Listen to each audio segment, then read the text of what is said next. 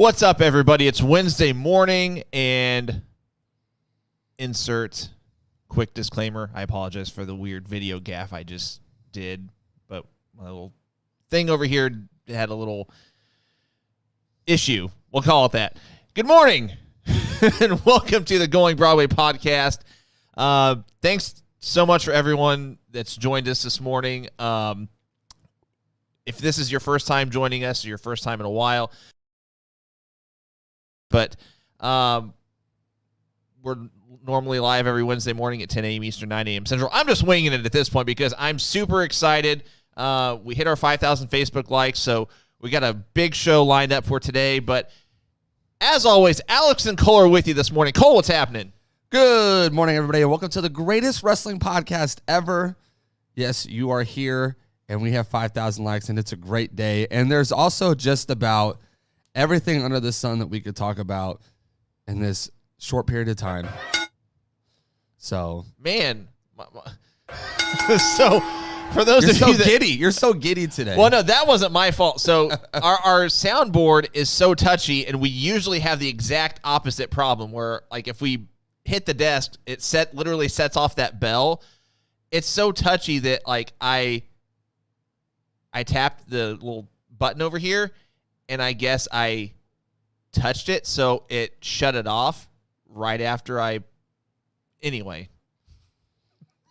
He's nervous, y'all. It's the 5,000 like show. Oh, there's no nerves here. I'm just...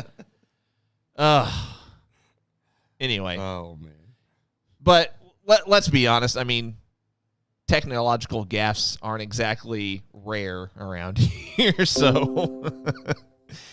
Nonetheless, you know what?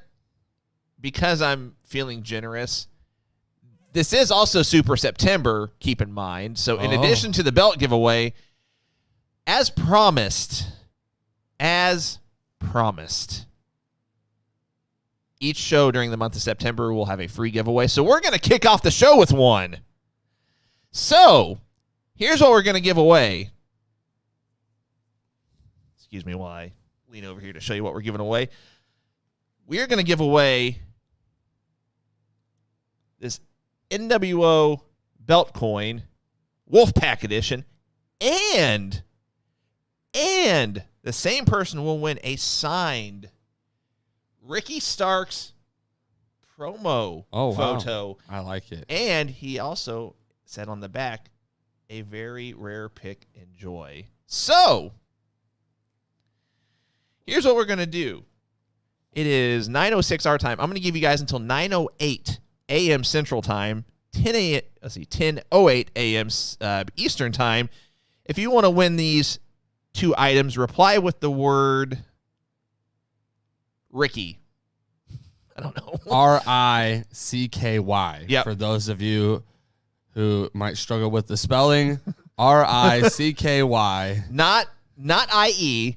You got to make sure you type it right because it's got to be spelled correctly so it kind of auto-populates into my little randomizer thingy-mabob, whatever you want to call it. I love the descriptive nature of your words. I mean, it's literally just randomlists.com is the randomizer. Auto thingy-mabob with the thing-mabob over here. It's all about the hand gestures, too.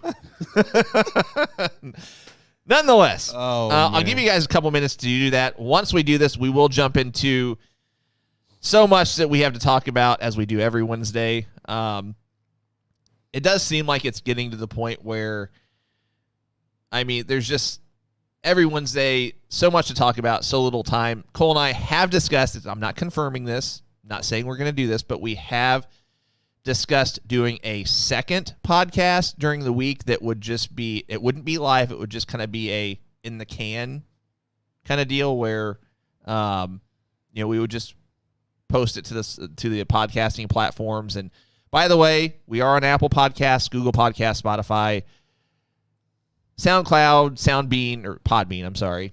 Anywhere and everywhere that you can find beans. All the beans. Anywhere and everywhere that you can find your favorite podcasts. So check us out there. In the future, we are looking to possibly do a recorded podcast that we will just simply upload to the platforms. It won't be live. However, whatever podcasting platform you use, just make sure you subscribe and have it auto download to your mobile device, iPad, computer, laptop, etc. So, I said 9:08, right? 9:08. It is 9:08. So the cutoff has come and gone, and I'm just making sure, doing the eyeball test, that all of these names have populated over. Cole reminds me of a kid I used to take shooting. Random. Okay. I'm concerned. I'll tell you what. And again, if this is your first time joining us, please tell us again. We've gotten so many comments that it'll only let me scroll back up so far. If this is your first time joining us or first time in a long time, let us know so we can give you a proper shout out once we do this free giveaway. But if this is your first time, I'll read random comments all the time, so you just gotta roll with the punches. Again, I'm just doing a quick eyeball test. But do I remind you of a kid you used to take and shoot at them, or do I remind you of a kid that you used to go and shoot guns with? I'm hoping it's the latter. Because that's where I'm concerned. Oh, man. That reads in a very weird way. A little bit. Long time listener, first time caller. That's something else we've thought about too, is somehow getting a phone line in here to where we could take calls. I think that'd be a blast. However, we don't have a way to screen the calls, so it'd literally just be you call and it'd come straight to us. We don't have a producer here. I am the producer at this point. Oh, anyway. All right, let's do this giveaway. So how this works with all of our giveaways is I do 10 clicks on my laptop. I can't obviously show you as I'm clicking. However, everything here is legit. I promise. that's Most of you in the comments can vouch for the fact that we do this straight up as fair as can be. You get your thing. We just like having fun here. You get your thing. You get your thing. And in this case, you get your things. All right. So we're all about just having fun, giving free stuff away, and we don't really care who wins. So there's that. So it is as straight up as it could possibly be. Levon Ramirez, thank you so much for joining us. Hope you like what you see, like what you hear, and that you'll come back, and that we don't repulse you in some way with our personalities or anyway. All right, let's do this. 10 clicks. Here we go. I do the 10 clicks, and then I do turn my laptop around so I can show you guys.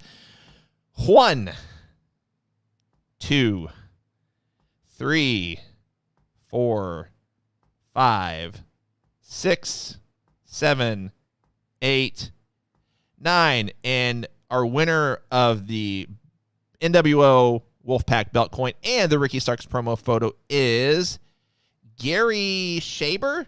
Gary Schaber. I'm going to go with Schaber. I was going Schaber, but Schaber. So, Gary, congratulations. I assume that you're new. I don't recognize your name. So what you do now is reply. Well, I guess you can reply to the chat if you're still on with us. Let us know that you're on. What you need to do now as well is message us through the Going Broadway Podcast Facebook page. Message us your mailing address. We will get that out this week. I don't know if it'll be today, but it'll be no later than Friday for sure. But Gary does have 24 hours to reply with his address. If for some reason he doesn't, we'll give this stuff away next week. Sounds fair. We'll see. Chris, already missed a giveaway, but that doesn't mean we won't have more. Ooh. Wink, wink. So, all right. What do we want to start by talking about today? I'll let you pick. Because like I said, I kind of just, a lot of our podcasts, I kind of have an idea of what I want to talk about, what I want to lead in with. Today, I'm just kind of flying off the cuff, and a lot of that, I will be honest, is attributed to the fact that I did not watch any of Raw. I did not watch any of NXT. It's just been a crazy last few days. Didn't have a chance to watch them. So let's talk about this. We'll kind of touch on both a little bit. Everything I read on social media said that this past week's Raw was one of the best ones, if not the best one, since the pandemic. You seem to think it was just okay, but not the best. So, give us your perspective. Yeah, I think my standpoint here would be that it was only good because of the fact that the bloodline was there. And I'm not saying that they were the reason why it was good the entire night. I'm saying it very much felt like, first off, I felt like we've had better episodes of Raw since Monday Night Football has been back, because we've been trying to compete with Monday Night Football. Last night, or this past Monday night's Monday Night Football was a bigger game. Green Bay Packers, divisional game against the Lions. Obviously, a lot of people are going to tune in to watch that. So they're trying to combat that. I also think they're trying to see what they want to do in the draft, like what's going to be the kind of the final game plan for the draft. Do we bring Roman and the bloodline over to Raw? Is that going to be better for ratings? They're playing around with bits and pieces, and they're trying to figure out if certain feuds work based on ring chemistry, things like that. Sure, I get it. That also, we're getting a tease of what probably will be our Survivor Series matches. I would be shocked if we don't get the Usos versus the New Day. See, I'm surprised that they've jumped the gun on that particular match with Bloodline against New Day. I just thought that would be a perfect Survivor Series match, and I guess you can do it again, but who wants to see it again? See, I don't see them doing a Survivor Series, though, a 3-on-3. I see them doing Usos versus New Day as a tag-on-tag match, and I see Big E versus Roman in a one-on-one. See, that second one I have trouble with. Not that they won't do it. It's just, I don't know. I have trouble seeing them doing a Roman Reigns Big E one-on-one match. Now, let's say they throw in NXT, then that would be a whole different ballgame. I would be all for that. If they want to throw Tommaso or whoever's the NXT champion at that point, then cool. It just seems, I don't know. And I say this a lot. I can't put my finger on it. It just seems like it wouldn't. One of the two guys, regardless of who takes the, well, okay, let's just evaluate that potential match at Survivor Series. If Big E takes the pinfall, even if he's champion, in my opinion, that, don't want to say it buries him, but that definitely takes some momentum away. You don't want to see Roman take the pinfall because they almost are trying to set up Roman to where he doesn't take a loss until WrestleMania. Like, that's going to be the big moment for whoever it might be at this point. It looked like it was going to be Big E, but obviously, shouldn't say obviously, but it looks like that's not going to be the case. So it almost seems like from a booking standpoint, no matter how they would do it, unless it's just, DQ, dusty finish, whatever, it would still seem out of place. Yeah, I feel like Big E so far as champion still feels out of place for me. I agree. It's not a diss at him. It's not that I don't think he deserves it. We talked about it last week. He deserved a bigger moment. But it just feels, even kind of with his gimmick, and Kofi, I think, was able to do it a little bit better. But with his gimmick, it just feels like if Otis would have cashed in the champion, like he just doesn't feel like a main level star to me right now. Not saying that he isn't that talented. I'm just saying that the way it's been presented to me doesn't feel like it doesn't feel big. It doesn't feel like I could believe him beating anybody. Like, I almost really feel like he could drop it at Extreme Rules. That's how unconvinced I am on how convinced they are on him. Well, it seemed like it was building towards this, whether it be through teases on WWE programming or social media or whatever. It almost seemed at the time, Big E's on SmackDown. He's finally going to get a shot at Roman. It's going to be a long, drawn-out build. And then the payoff, that's the key word, the payoff will be at WrestleMania. Not just on I don't want to say on a whim, but just not randomly on Raw, just so it can compete with Monday Night Football. And I'm not going to speculate that they're making decisions creatively based on AEW's All Out pay-per-view. We've said that the last couple weeks. I'm not saying it is or isn't. I just don't think it's worth speculating because we don't know. But I do believe that they make decisions to compete with Monday Night Football, 100%. Sure. Because otherwise, why would you feel the need to bring over Roman Reigns and the Usos on Raw this past week? and basically have them do double duty because that's for sure, because that's what obviously ended up happening. I just feel like it was obviously to try to build and boost ratings for Raw, and they've been trying to do that the past couple of weeks. Yep. The Bloodline match obviously didn't end in a clean way. They had Bobby Lashley come out and kind of cheat to make sure the Bloodline won.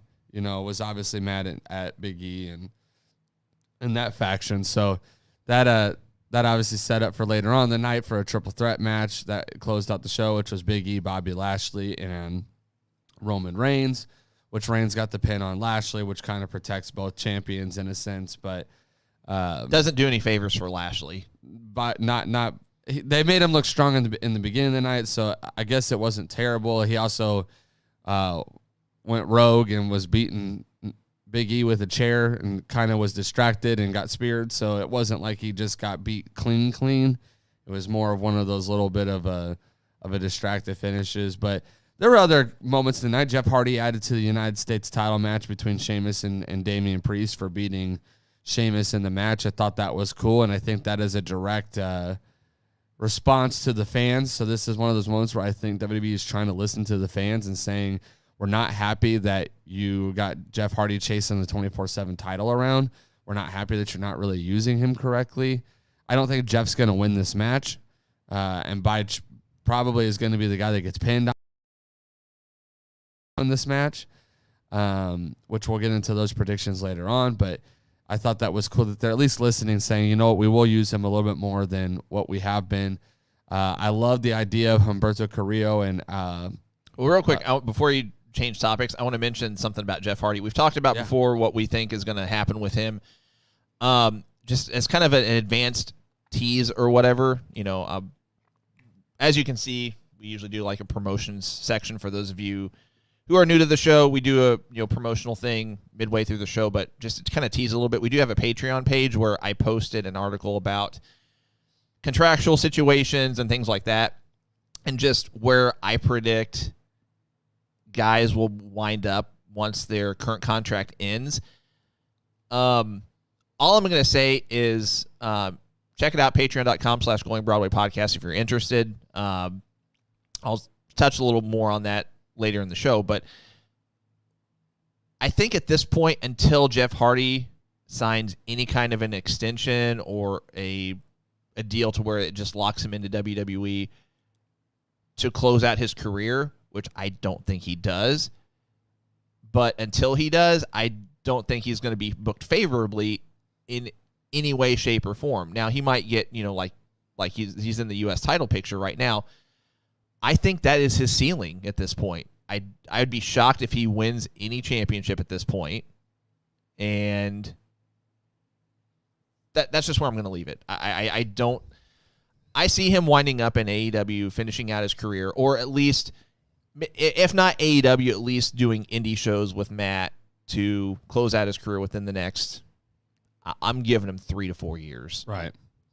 Yeah, for sure. I don't think he's obviously by any chance the guy that's going to win that match. Just thought it was interesting. Again, I mentioned Garza and Humberto Carrillo becoming a tag team. They actually are cousins in real life. So there's really I didn't know that. They've not veered away from that. I can't find anything that verifies that for real, but kind of sort of like Arn Anderson and Ric Flair were cousins, right? Right. In this instance, I could actually see the relation a little bit. I could understand it to an extent, and they're close to the same age. So like there's a lot of things I could actually see it being realistic with. But they went up against Mustafa Ali and Mansoor.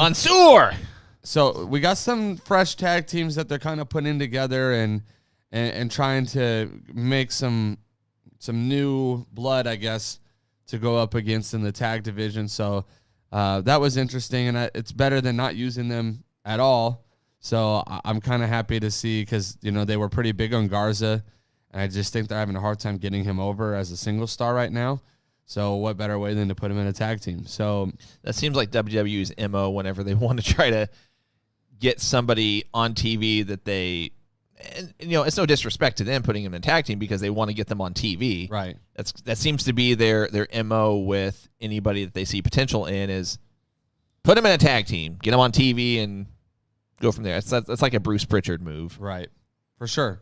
So overall, I didn't think by any means didn't think it was a bad show. I just think that it was people were raving over it because of the fact, one, we got some Brody chants. They gave that moment, to happen. But we also got to see a little bit of a tease of the Bloodline versus the New Day. We got to see they did Shayna versus Nia, and Shayna ended up kneeing Nia in the back of the head after the match, after she had already won. Good. We saw Doudrop. We saw Doudrop versus Eva Marie, the exact same match for the 900th time.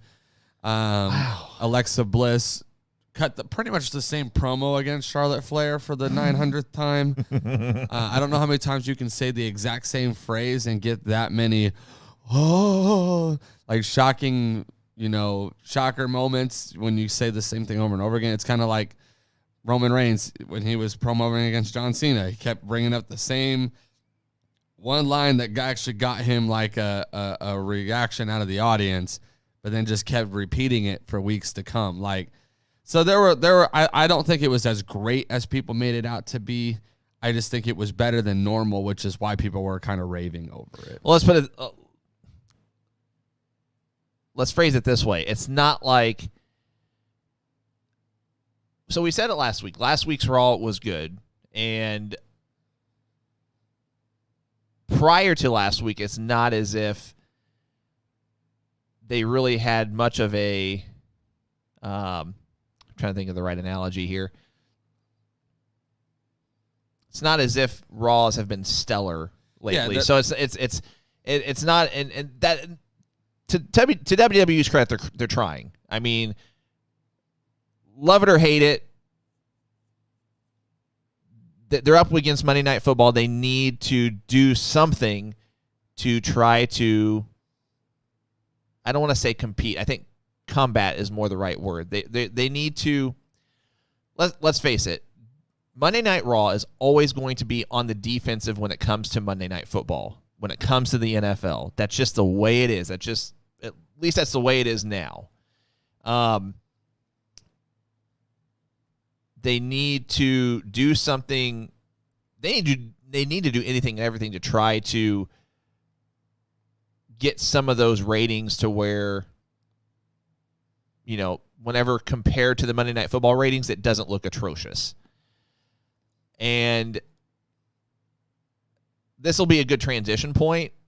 I don't know if they're necessarily going after that 18 to 49 demographic, because it almost, I don't want to say WWE is giving up on it, but they know that 18 to 49 demographic is more than likely going to be locked into Monday Night Football. That's just the way it is at this point. However, on the same token, they need to somehow combat the 18 to 49 demographic to compete, for lack of a better word, with AEW. So transitioning to NXT, something I read that Fightful put out yesterday was McMahon is actually suggesting that NXT start to be a little more edgy to try to. I'm having trouble with words this morning. What is the word I'm looking for here? To try to tap into that 18 to 49 demographic. So, again, I didn't watch Raw. I also didn't watch NXT. Did NXT at all last night seem like it's transitioning to more of an edgy product? If so, what did they do? So I actually pulled up the recap. I did watch it, but there was so much new. Almost. The only complaint I could say is I felt like they almost throw too much new at me at once. That's one thing I was going to mention. The only thing I've read about it is that there were a ton of debuts. Not necessarily just debuts, but more or less just a lot of introductions.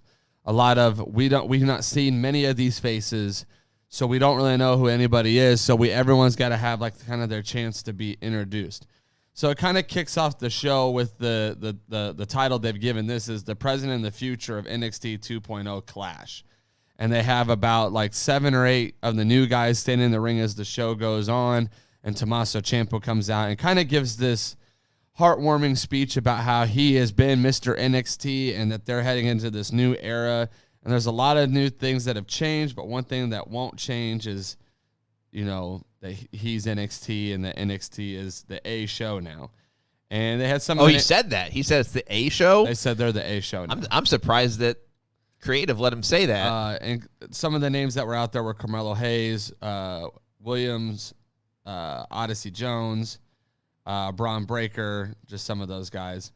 So he came out after he kind of said his things. Cameron Grimes came out, kind of talked about how he wanted to challenge Tommaso Ciampa for the championship. Then there was another guy, Joey Gacy, I believe his name is. He's an old CZW guy. He's kind of playing this like safe space, small group leader. His character. I didn't watch any of NXT, but I did see some like highlights and vignettes and such on social media and YouTube, things like that. This character is dumb. There is going to be some dumb characters that have come out of this NXT 2.0 because, again, when you said edgy, I was thinking more different. I don't know if edgy is going to be the more correct word for what NXT is trying to do, as more as they're trying to be different. And so he came out, then LA Knight came out. Odyssey Jones kind of stepped to LA Knight and was like, didn't you get pinned twice last week? And next thing we know, we have like this all-out brawl. The whole locker room emptied out, kind of new versus old. Right. Same with in the back, we had four girls kind of brawl with each other. One from Hit Row brawling with girl from Legado del Fantasma. And then they also had some girl, I don't know who she is, kind of feuding with Kaylee Ray. And huge brawl throughout the night. So after that, we had the NXT Cruiserweight Championship, Kushida versus Roderick Strong. Real quick, responding to Alexander Haney, he says, dumb question. If you didn't watch it, how can you have an opinion on it? I don't have an opinion on it. That's why I'm asking Cole right now. Yeah, I did watch it. Cole did watch it. I'm just kind of recapping it just a little bit so people understand how much was going on. There was a pre-taped interview with Tony D'Angelo, which was the guy that I was telling, the Italian kind of background guy that we've talked about a little bit. Trying to make sure I don't miss any of the vignettes. They had Kaylee Ray versus Amari Miller, which obviously Kaylee Ray got in a quick win. Trey Baxter took a loss last night to the first Singapore-signed wrestler named Dante Chen. And then later on, they had him with what seems to be his real-life girlfriend or / wife, someone that they kissed on screen. You know, she said, I'm always going to be here for you, yada, yada, yada. I had no idea who she was, but she just said that Dante Chen was just kind of like a superhero out there. And so he was kind of like, oh, superhero, and made it seem like he's going to transition into a superhero type gimmick. Cameron Grimes fought Joey Gacy, got the win. Joey Gacy kind of forced a hug on him at the end of the match. Elektra Lopez is her name, from Legado del Fantasma. Her name is Electro Lopez. Electra, okay. Elektra Okay. Lopez defeated Anna Shear. And then Odyssey Jones fought in a handicap match versus Kerry Millman and Darren Chapetta, and obviously got the win. During that match, he had a vignette that night too. He was in the breakout tournament. He lost first round to Odyssey Jones. I cannot remember his name off the top of my head. Let me see. His feud with Chase something. Why can't I not remember his name? Basically, he's like a high school instructor or a college instructor, high school instructor. He's kind of like this teacher. He had a vignette that night where he was kind of Andre Chase. He was like teaching a class and like teaching how he could have won the breakout tournament and was talking about how Odyssey Jones messed up in the finals, and then he came out to the ring during his match and Odyssey kind of showed off for him. So a lot of there. We also got the debut of Mandy Rose's Toxic Attraction is the name of their stable, if you will. And Gigi Dolan and JC, what's her last name? JC Jane are teasing going after the women's tag belts. Obviously, Mandy Rose is teasing about taking over the division. So we got to see them, Tommaso Ciampa and Braun Breaker versus Pete Dunne and Ridge Holland, which actually was a pretty good match. One thing I will say about Braun Breaker, two things. I hope they eventually let him use his Steiner name at some point. Probably not on NXT, but just having my fingers crossed that whenever he does move over to Raw or SmackDown, that they'll let him switch his name. Actually, I said three things. That was the first one. Secondly, I read a lot of people were saying that his gear is purposely trying to match the whole NXT 2.0 scheme or whatever.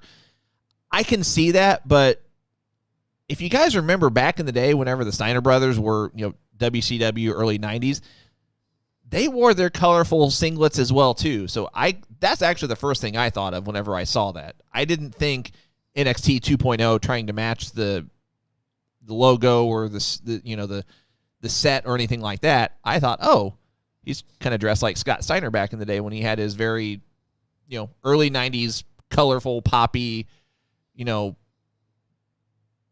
don't know what the term is, just where you got like different shapes and everything, entwined into his gear or whatever. But thirdly, give it, and this is kind of a hot take, give it 5 years.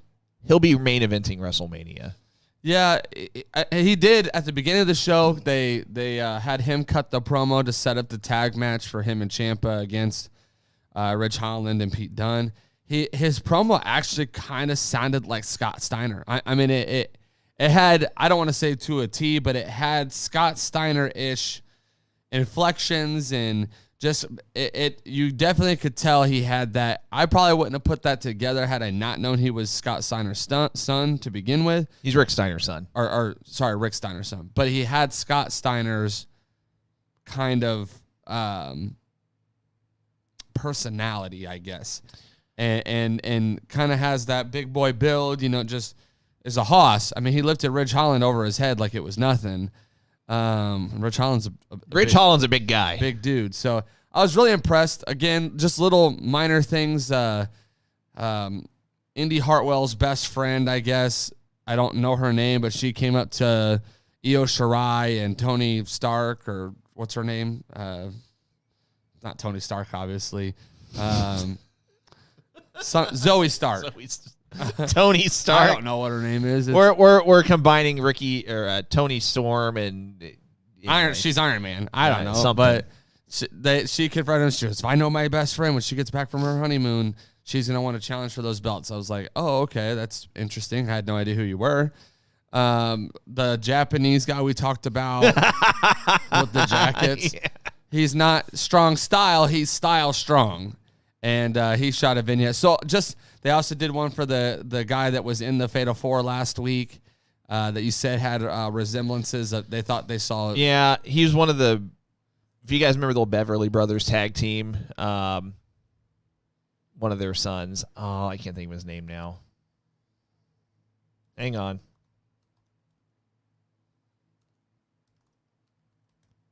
And someone's going to comment with it before I can even get it pulled up. Wagner. Von Wagner. Yeah, he obviously cut a promo.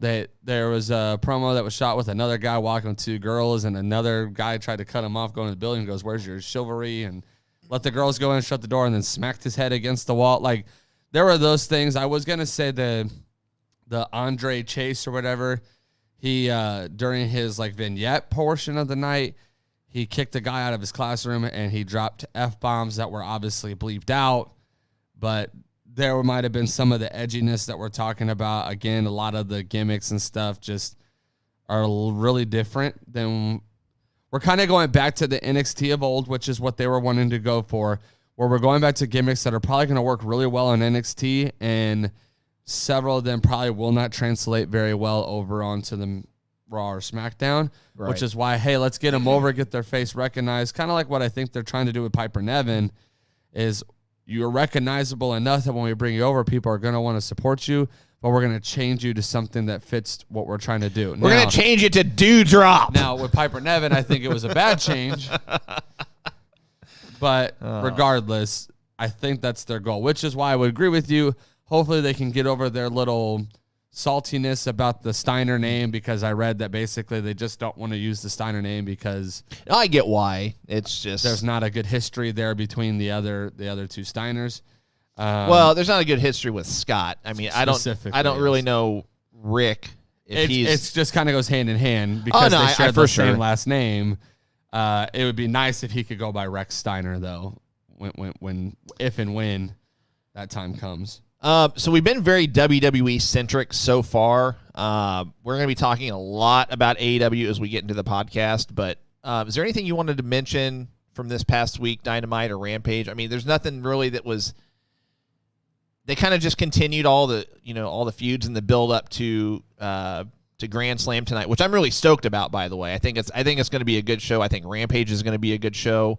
But anything this past week you wanted to touch on specifically, or just because I know some people probably watched it, and I don't really want to get onto political stances and things like that. But did you get a chance to watch Dark Side of the Ring with the episode of The Plane Ride from Hell? I've watched it, and I'm actually going to save my opinions just because I don't feel like debating with anybody that's watching. Everyone can have their own opinions, and we've said on the show before, that's the beauty of opinions. No one's right, no one's wrong. The only thing I will say about it, though, is I'm really surprised at the timing of it, because Dark Side of the Ring, the producers of it are very they're very well connected, obviously. They're very well connected with AEW. And the indie scene just in general. And I'm really surprised that this has come out when it has, given the Ric Flair to AEW rumors. So, which, I mean, at this point, I would be shocked now if AEW does anything with Ric Flair, at least anytime soon. It makes you wonder how much involvement is really in there. I mean, Chris Jericho obviously narrated the thing. Yeah. So you would be shocked that he didn't have some kind of knowledge of what was coming out. And maybe they were kind of hoping for more of a reverse effect in the hopes that they're getting it out there that this happened, and, you know, allowing these people to kind of apologize. What's kind of crazier to me, though, was the heat that Tommy Dreamer's kind of taking on. Just for comments that he said, I don't really think a lot of people are saying he defended Ric Flair. I don't know if I would say he really defended him, more of like saying it happened. You know, that's just kind of what happened during those time, like during that time of wrestling. That was just the accepted norm. And so the only thing I wanted to say about it was I watched it. By no means do I think any of the things that happened on that plane ride are acceptable from grown men. Oh, I'll say it right now. None of it was acceptable. You know, as far as being businessmen, as far as, you know, this was something that was bought for you by your company. You know, at the same time, I get where Tommy Dreamer was trying to say is a lot of these people were in dark places at this point in time. I mean, like literally Scott Hall, they were saying it was probably way too soon to bring this dude back from an addiction that he has. Yeah. You know, half these guys are passed out on the plane, you know, just because they take pills or they drink too much or whatever the case may be. So I think his point was trying to say is that, was it right? No, but it's more of, this is just the acceptable behavior that we were kind of accustomed to. We were accustomed to Mr. Perfect ribbing everybody and joking in this way. We were accustomed to pranks and things going too far and people's egos getting in the way. You know, the play fighting is what they called it between Brock Lesnar and Mr. Perfect. It stops being play fighting whenever you're picking him up and bumping him against the emergency door. The emergency door whenever. Technically, I mean, they said it on the show, and from everything I, have read and what little I know about aircraft and stuff like that, it is impossible to open that. But you don't know that at 35,000 feet or however high you are. Like, I'd be staying so far away from that emergency door or any exit, period. Right. Just because, much less taking bumps against it, 250, 300-pound guys. Yeah, I just wanted to mention that I I think Tommy Dreamer's taking a little bit more heat than he should, just because of the fact that I don't think he denied that it was right or wrong. I think he was more or less trying to say, hey, this is just what the norm was. Yeah. Which, if we watch a lot of Dark Side of the Rings, we realize that the norm was unacceptable, but that's what it was. And so we're going back and we're watching what happened and being told from different point of views. You know, Rob Van Dam was there as well, and it's noted that he's had drug issues as well. You know, so there's just a lot of people there that if we were going to really get on this whole, let's just call it cancel culture vibe here for a second, we probably should just cancel the whole plane. Because literally we wouldn't have a wrestling industry. So many of those guys were guilty of probably doing something, as all of us probably are in our lives, doing something that was not acceptable by public eye. And these guys are just having the light shined on them a little bit of maybe dark times in their lives. Obviously, the show is called Dark Side of the Ring. So obviously, I think Ric Flair has been noted of being that guy several times in his past, so it didn't really shock me. I feel terrible for the plane attendees, or flight attendants, whatever you want to call them, especially being asked to kind of keep quiet about it all these years too. But I just wanted to bring it because I know a lot of people watched it and a lot of people are talking about it. Tommy Dreamer's been suspended indefinitely from Impact and has been never, for as of now, is not invited back to Busted Open Radio either. So it definitely has affected a lot of people in a lot of different ways. Obviously, I think all of it is unacceptable. I think all of it it was unnecessary. There was a lot of crazy things that I did not know about that plane ride, especially the 3 liquor carts and a lot of different things that happened. And I'll tell you who I really feel bad for is Jim Ross. You know, he kind of spoke during it. He's like, hey, I was responsible to keep these guys in line, and I didn't. I was not able to do that. But when you hear all of the stories that happened on that plane ride, I was like, I don't know how you could have. I don't know how you could have kept that many people in line at once. And the one question I just wanted to bring up, which someone asked on this on that episode, was where was Vince McMahon during all of this? You know, Jim Ross kind of defended Vince and saying, I was supposed to handle it, so I was the one handling it. But I'm just shocked that people were doing this while Vince was on the plane. Well, so depending on who you listen to, depending on who you believe, et cetera, this particular plane ride, people are getting their stories mixed up. Apparently, Vince and Linda were not on this flight. At least, that's Jonathan Coachman has said that. There have been, I want to say, 3 different plane rides that have gone awry, but this is the one that is most often talked about, most often referred to. Right. But I think because stories tend to get mixed up between these different flights. I mean, there have been skirmishes with Kurt Angle and Vince McMahon on a flight before, but because it's been so long ago, and Father Time catches up with everybody, catches up with memory, et cetera. And I'm not trying to negate anything that went on any of these flights, so don't misunderstand me. But you forget things. You don't recall exactly who was on what flight, this and that. And I know this flight attendant said that she was sitting up in front with Vince and Linda McMahon. I'm not saying she's being honest or lying. I'm just throwing all of the information out there and letting everyone else decide how you guys see fit. I mean, it's not Cole and I's job to judge anyone, especially when this has been 20 years ago. But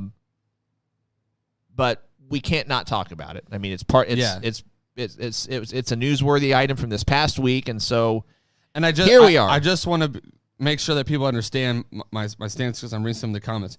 By no means am I saying any of this is acceptable. So please understand my heart here. I will say it is not acceptable. Cole and I are saying 100% of this is not acceptable. Completely unacceptable. I'm just saying that the whole Dark Side of the Ring show is all about showing and uncovering a lot of the things that were done wrong. My hope is that some of these people who did things wrong learn from those mistakes, learn from those lessons, learn from especially with it being uncovered, giving them the opportunity to ask for forgiveness, giving them an opportunity to speak. I know some people, I think it said that Ric Flair has denied these allegations that were made as far as what he did. Specifically with the flight attendant, that isolated incident, I don't think anyone's denying that he didn't walk around that plane commando with a robe on, because there was way too many eyewitnesses of that. But by no means is any of this acceptable. We would never condone those actions taking place. I'm just saying the whole show is about uncovering actions like this that have taken place in people's lives and the lives that they lived, and that they're not easy lives. And I think it's very clear in that time of wrestling, and as the further we go back, the further we see that there was a lot of things going on that weren't dealt with the proper way. And it's taking years to get to a place where there's kind of a handle, the best handle that I think you can have on contracted out superstars and their actions and what they do. But a lot of crazy things I've seen on Dark Side of the Ring. This one definitely is up there of takes the cake, though, of just so many isolated incidents in one plane ride. Yeah, and I would very much, before you as a fan are set on your opinion in what went on, what didn't go on, I would also go back and watch Flair's 30 for 30 on ESPN. There have been some other interviews that he's done. The thing I'm coming back to, and again, I'm not saying that I believe one way or another. I'm keeping my opinions to myself.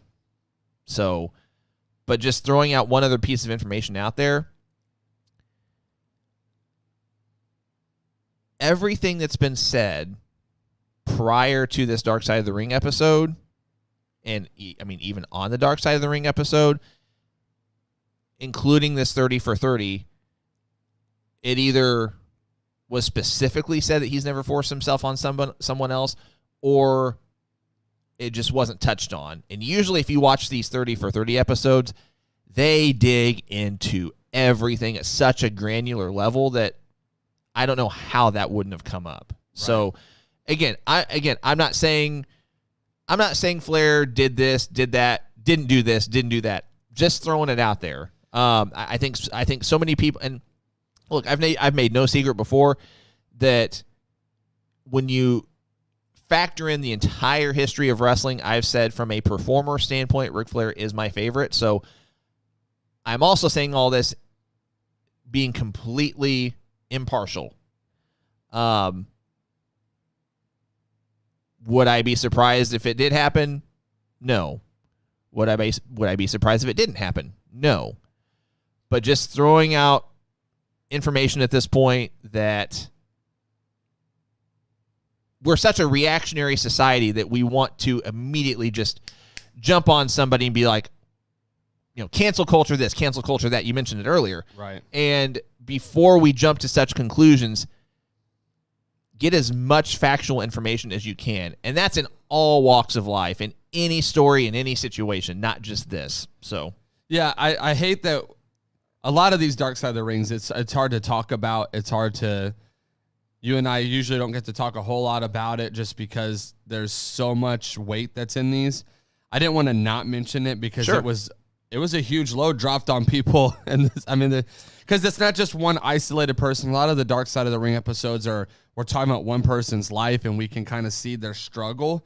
But this one, we didn't really get into, okay, what was Ric Flair going on in his life during that time? Yeah. What was Scott Hall going on in his life during that time? What was, X-Pac or Michael Hayes or, Dustin? They kind of touched on Dustin's divorce during the time.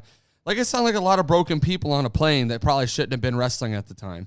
Agreed. And so I wanted to mention it just because I know a lot of people watched it and they had an opinion or a feeling about it. I definitely stand on the side of, I wasn't there. I'll never know who did what, to what extent, and how it made the whole plane ride feel. But all I know is that there's enough witnesses that something happened on that plane. And, just feel bad for those that it affected their lives in a negative way. Something that happened that wasn't okay that we don't condone, but we also don't know how much embellishment was put into the episode, how much embellishment was verbalized from those that appeared on the show. I do want to say, Ryan, because you kind of made this point, AEW is very involved with the producers here. Dustin did feel very protected in the episode compared to other wrestlers. So it is interesting that you and I were just talking about. It's kind of shocking that there wasn't more protection for other guys who are kind of involved with AEW in a sense, or have ties to, that there wasn't more protection for those names. Yeah. Let's transition a little bit. We are over 50 minutes into the episode, and we're just now getting to our second segment. So, who do you got for Wrestler of the Week? I will say this. I'll let you tell yours first, but mine is a bit unique. Okay. So I'll just there was a lot to choose from this week because we had obviously night 1 and night 2 of the G1 series with New Japan. We had Victory Road for Impact this past weekend. Mm-hmm.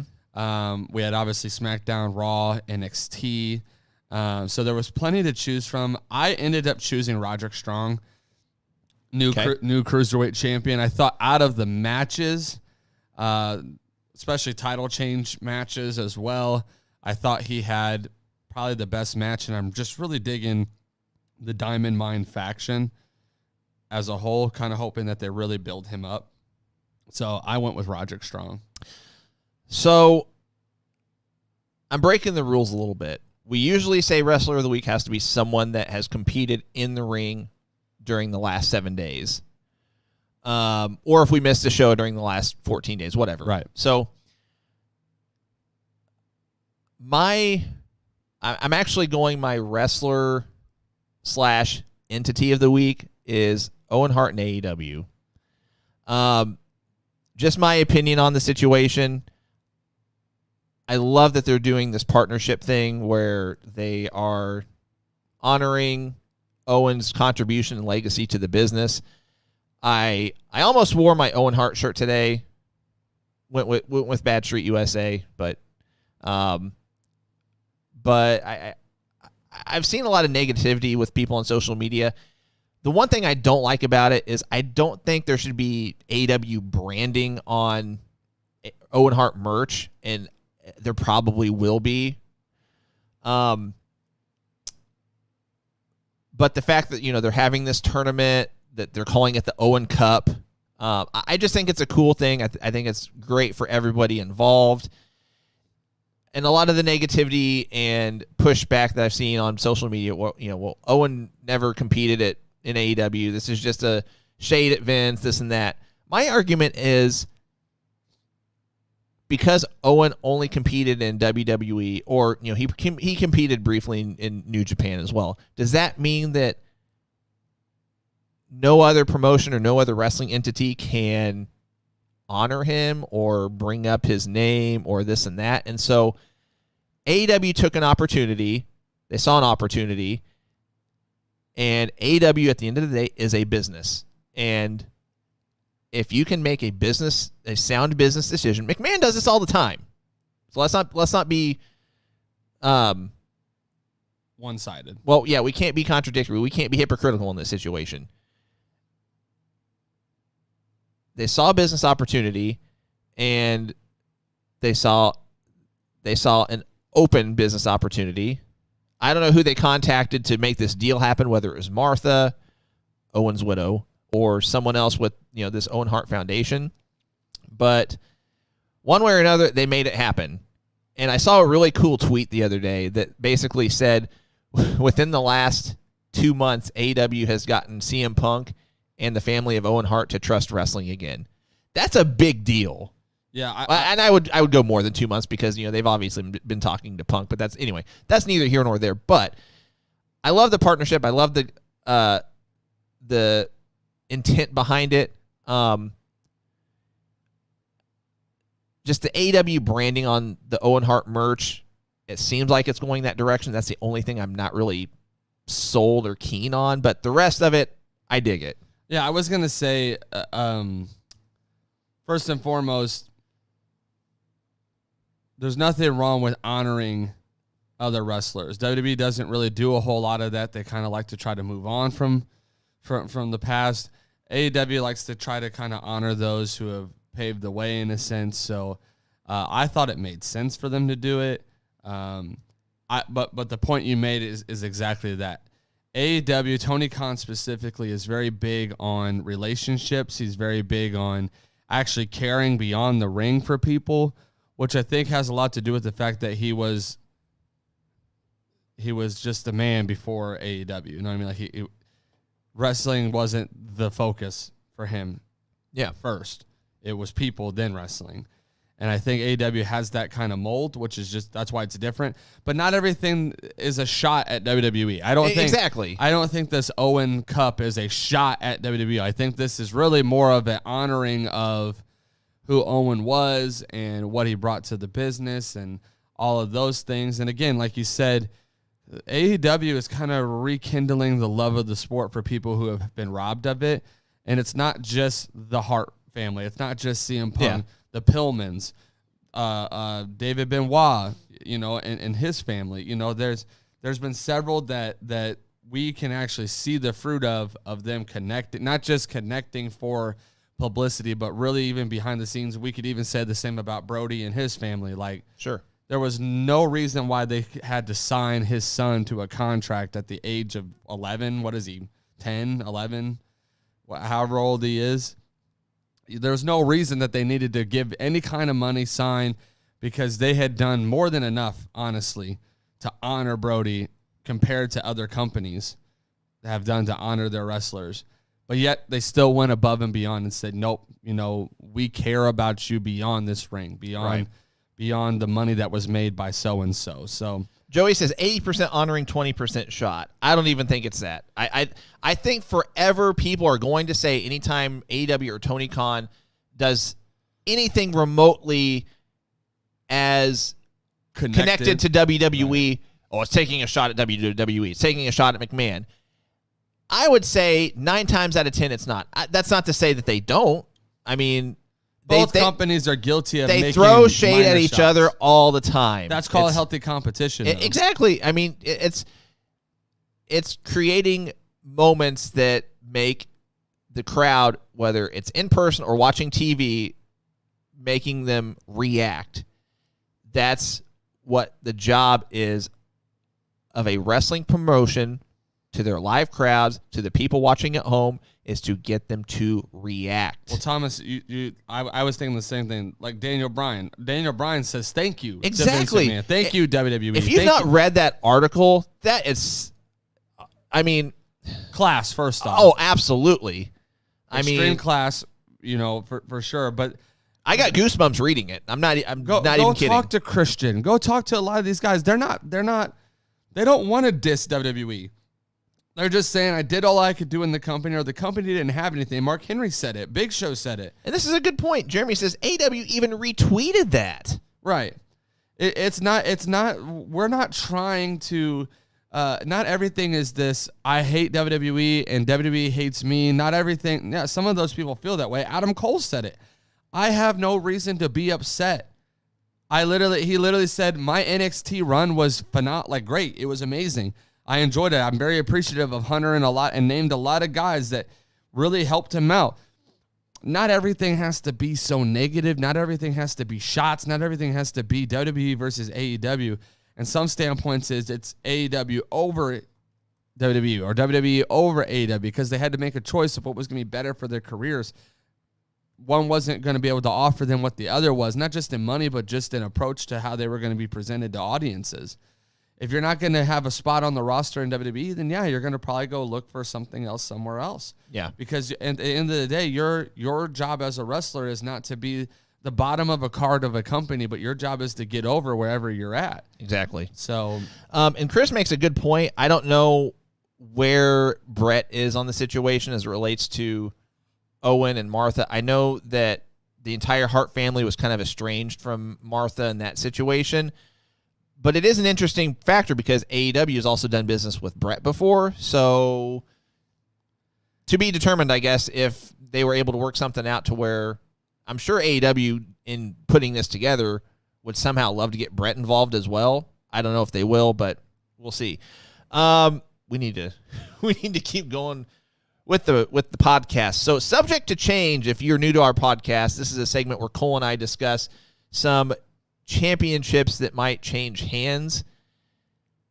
within the next X amount of time. We don't put a time on it necessarily, but we'll say imminently within the next month or however long. Now we do have an Extreme Rules pay-per-view to predict, so may or may not jump the gun a little with some of those predictions, but we'll see how this goes. So I'm actually not going to touch on anything main card of WWE because they think there's enough to talk about just the NXT alone. Okay. If you go and look at next week's NXT card, there are more than one title match. There are 3 title matches next week. We have a Cruiserweight title match with Roderick Strong versus, I forget his name. Whoever it is, but Roderick's going to retain. Obviously, he just won. But Roderick Strong. We have a women's tag match, Io Shirai and Zoe Stark. Versus Tony Stark versus who are they fighting now? I can't think of who they're fighting. I don't know. It's not Toxic Attraction, is it? I can't remember who they're fighting now. Anyway, that was one I was interested in, and then the third one is why am I blanking? What was the third title match? Women's Raquel Gonzalez versus Taya Valkyrie. Yep. All right. So, Frankie Monet, but sorry, I'm gonna call her Taya. I still call him Trevor Lee as opposed to Cameron Grimes, so it is what it is. So looking at the title matches, I actually could see 2 title changes next week. I'm gonna only predict one, but I could see 2. The reason why I say this is that if you kind of look at the rebranding of NXT, they are introducing a lot of new people very quickly, and I think a lot of that has to do with what's coming up here in the next couple of weeks. Oh, that's right, the draft. And what are we going to have to do during the draft is probably bring up some fresh faces and do some fresh rebranding of some different brands. Who could help with that? Well, let's look at some names. Io Shirai could help with that. Raquel Gonzalez could help with that. And there are other names. Tommaso Ciampa could obviously help with that. There are other names that are main roster people on NXT that have been there for a minute. It kind of feels like we really are pushing out some of the more tenured people in NXT. Not because they're not good, but because they are really they're going 110% in on this back to the basics. We're building new stars. You can't build new stars. Yeah, you got to have a few stars there to build off of, to help build them up. But you can't build new stars with 10 to 15 already established people there. So I could see Frankie Monet beating Raquel Gonzalez. I don't know if it'll be clean. She does have a stable that could help kind of cheat her into winning. So I could see Frankie Monet beating Raquel Gonzalez moving up to the main roster. That is kind of the one I think is more likely to happen. As well as the only thing that's weird about that for me is Frankie Monet hasn't really wrestled a whole lot. So I don't know how they're going to pull that off, but I think Frankie Monet is going to beat Raquel Gonzalez for the women's title. And you think it happens this upcoming week? Yeah. Okay. New face to the women's division. Again, she hasn't wrestled a whole lot, and she's one of their newer signed people. So I think Frankie Monet would be one. I also wouldn't be shocked if we see the women's tag belts change hands. Okay. Again, Io Shirai moving up would be a huge addition to either roster, as well as Raquel Gonzalez would be. We've already talked about we think Dakota Kai is probably going to make that jump as well. And I wouldn't be shocked if they go ahead and bring up Zoe Stark as well. Even though she's not as well over as the other names mentioned, I still think that they're going to do it just because I don't think there's really anything for her to do in they kind of catapulted her quickly. So I don't know. I'm kind of convinced that they're going to be done, and I wouldn't be shocked if we see Ember Moon make that jump as well back to the main roster. So I think they're going to kind of filter. And if we look at the women's division on both SmackDown and Raw, they're both pretty weak. There's not a whole lot in them.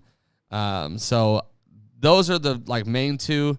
I don't know if on AEW I see a whole lot of change. I could maybe see Sammy Guevara beating Miro when the time comes for the television TNT. So real quick, I'll just give my input on that. I think they'll have multiple matches. I think they'll have at least 2 matches. I don't think Sammy wins at the first match. I wouldn't be surprised if long-term he does win it, maybe at second or third match or whatever, but I think Miro's got such continued momentum week after week after week that they're just going to keep going with it, and they are going to have a build with a payoff. Now, I don't know when that will be.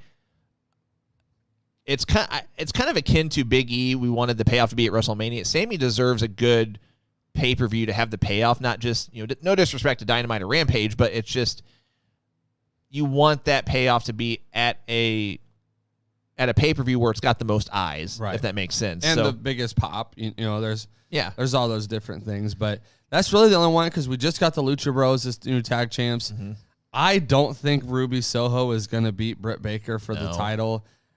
It wouldn't shock me if she did, but I just think Britt's so over right now. It doesn't make a whole lot of sense. Maybe eventually. It's AEW is really good at giving their champions momentum to where that they're going to have their reign is going to be at least like 3 or 4 months. Now, I could see Britt losing it at the next pay-per-view if this was like a slow build to Ruby versus her at, Full Gear or whatever the next, major pay-per-view is going to be. I know that they're trying to make this Grand Slam night seem and feel big, or week, I should say. Grand Slam week feel big, but I still don't see it happening to where she wins it. So I'm more stuck on NXT as far as title changes than I am. The only other one I could talk about a little bit would be an Impact. I actually could see Josh Alexander being the guy to beat Christian Cage. Really? He obviously came out at the end of Victory Road, held up his X Division title that he had defended that night against Chris Sabin and said option C. So he's going to be cashing in at Bound for Glory, which is one of their big major pay-per-views of the year. Josh Alexander, they're sold on him. They keep him built up all the time. I didn't think Christian Cage was going to be a very long-term champion to begin with his AEW tenure. It makes sense to have Christian not be a transitional champion necessarily, but don't hold it more than 2 months and then drop it to where... But he needs to sell it to somebody that they're going to build. Yeah. And I think Josh Alexander's a good fit for that role. It'd be a great fit. So I'm not going to touch on anything that's related to the Extreme Rules predictions that we're going to do later. Mine are solely based on the durations of their current title reigns. So, and forgive me because I don't have specifics on any of these in terms of who I could see taking the championships off of them. But so the never open weight 6-man tag team champions currently are Hiroki Goto, Tomohiro Ishii, and Yoshihashi. They've held the belts for 410 days. I think that's the longest reign in the history of the championship. It is. They got to be dropping those sometime soon. I wouldn't be surprised if it's... How often are they defended, though? I don't know, but, I mean, you've got this daily G1 Climax going on right now, and they have more matches than just the tournament, so I wouldn't be shocked if they drop them at some point during this G1 Climax. The other one I have, and this might shock you a little bit, and this is a bit of a hot take, I think Deonna Purrazzo is going to drop the Impact Women's Championship within the next... I'll give it 2 months. Yeah, she's held that for over 300 days now. So, yeah, that definitely wouldn't shock me. Obviously, they're trying to make her. I think she kind of gives me, and I don't really want to get on the topic of this person, but they kind of are trying to sell her to me the way they were trying to sell me Tessa Blanchard in Impact. Mm-hmm. Very much the powerhouse woman of the division. No one's going to touch her. You know, she kind of runs the place.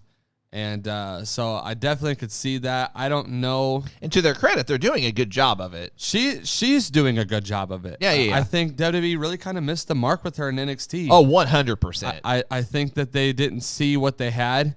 And maybe it was lack of motivation too. Maybe getting fired really motivated her to step her game up. Maybe she was struggling there. But regardless, I don't really know who the person is to beat her though.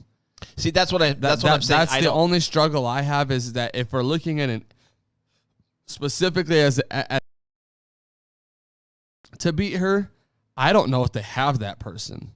Not clean. Not to where it's like, man, that person, the payoff would be huge. I almost think it would have to be an NWA or AEW woman who comes over and kind of does the Forbidden Door approach to get it off of her. Let's see. Where are we at? We got fan mail. Just when they think they got the answers, I change the questions. So this is our segment where we take questions from you, the live viewer. So we actually had one submitted ahead of time. I will get to that question that comes from David Tilley. Do you think, and this is kind of a nice little segue, we touched on it a little bit, do you think AEW is hot-shotting right now and might not be able to keep up the momentum? I mean, I've kind of been saying this for a minute. Specifically with Rampage, I feel like they've been hot-shotting the Rampages at the very beginning and really, like, trying to make it feel big. And then, again, this past week, I felt like it didn't live up to expectations, was kind of bored with it. I'm not really pumped about 2 hours of it, even though I've been saying they probably need 2 hours. I'm not really pumped for it because it's a one-time 2 hours. It's not like it's a consistent thing, so it might be good that 1 week, but then I know the very next week it's going to be right back to, we only have an hour to fill, and it's not going to be what it needs to be. Same with people. Why is Ruby Soho going straight after the title off Jump? Because I feel like Britt Baker's on a run already. It doesn't make a whole lot of sense to have Ruby take such an early loss, which then makes me, like what I said, would it shock me if she wins? No, because I think it'd be dumb of them to put her in that position in the first place. But again, we kind of talked about we're getting Daniel Bryan versus, or Bryan Danielson, if you will, versus Kenny Omega. I know the belt's not on the line, but we're already getting that match 3 weeks into him being there. I felt like there should have been at least a run through the Elite before he gets to Kenny, like fighting Adam Cole, fighting one of the Good Brothers, fighting in a tag match with somebody, whether it be CM Punk or somebody else, because they're not doing that with CM Punk, which is what's funny to me.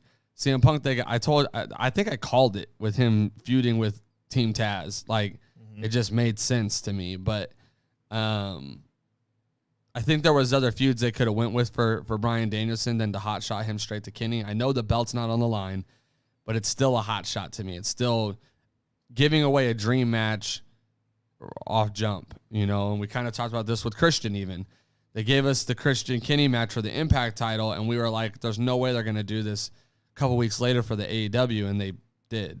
So I don't know if they're going to necessarily lose momentum because I think that there's such a hardcore fan base behind them that I think that they're going to have enough support to kind of get through and work through a lot of these debuts at the same time. Malachi Black, I feel like they've handled him pretty well thus far, as not feeling like we got to hot shot him to a title, keep him in a feud with the Rhodes family, and all of that stuff. So I don't think they're hot shotting as much as they could be hot shotting, but I do think they're doing enough that it could come back to bite them in a few storylines and with a few names. Again, I feel like Miro is being misused, even though he has a belt.